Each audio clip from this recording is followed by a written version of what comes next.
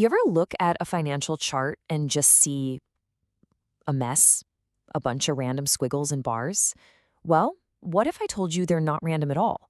Each and every one of those shapes tells a story, a little drama of conflict and power playing out in the market. Okay, let's dive in and decode the anatomy of these Japanese candlesticks. And to get us started, our source material from babypips.com puts it in a pretty memorable way. And yeah, you heard that right. We're about to get a little bit naughty and check out some candlestick bodies. It's a fun way to remember that these charts are, way more dynamic than they look. So, that's the real question, isn't it? These shapes are not just for decoration.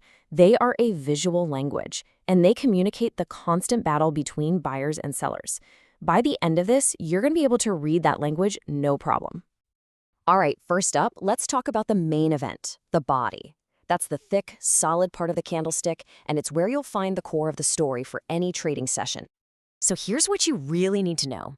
The body shows you where the price opened and where it closed for a certain period of time. Could be a minute, an hour, whatever. The color tells you the direction, and the size, well, the size reveals just how intense that battle really was. And the idea here is beautifully simple. Just think of it like this. A longer body means more intense pressure from either the buyers or the sellers. It's a clear signal that one side was totally in control, pushing the price a long, long way from where it started. And this brings us to the two fighters in the story. In the trading world, you've got the buyers, we call them bulls, and the sellers, who we call bears. So a long white candle, that means the bulls were on a rampage, pushing prices way up. A long black one, well, that means the bears took over and slammed prices down. And I just love how our source material describes this. A long white candlestick isn't just positive price action. No, it's a story where the bulls were just absolutely dominant. They were kicking the bears' butts from open to close. It's a tale of total victory. On the flip side, a long black candlestick tells an equally dramatic story. But this time, it's the sellers who took complete control.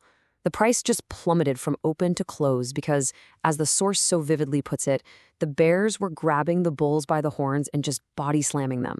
You can almost feel that downward momentum.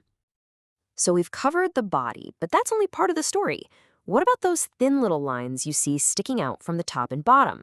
Those are the shadows, and they tell us all about what happened at the extremes. And just to be super clear, we're not about to get into a makeup tutorial here. In the candlestick world, shadows, some people call them wicks or tails, are a totally different but equally important part of the look. These shadows represent the full range of the price battle.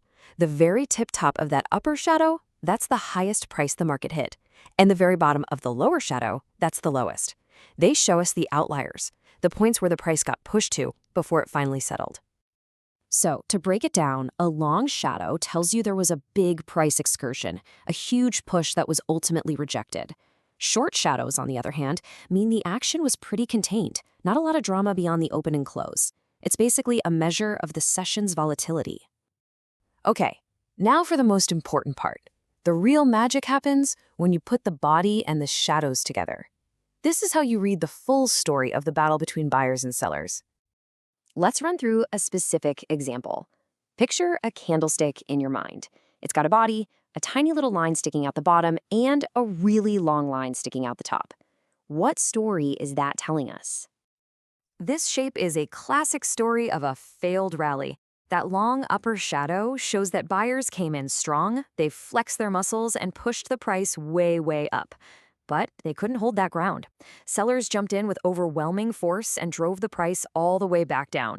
For a trader, that can be a huge red flag that the upward momentum is dying out. Now let's flip it. What about the reverse? Imagine a candlestick with a long tail at the bottom and just a tiny little wick at the top. This tells an entirely different but just as dramatic story. And here we have a classic comeback story. The sellers took control at first. They showed off their strength and forced the price way down.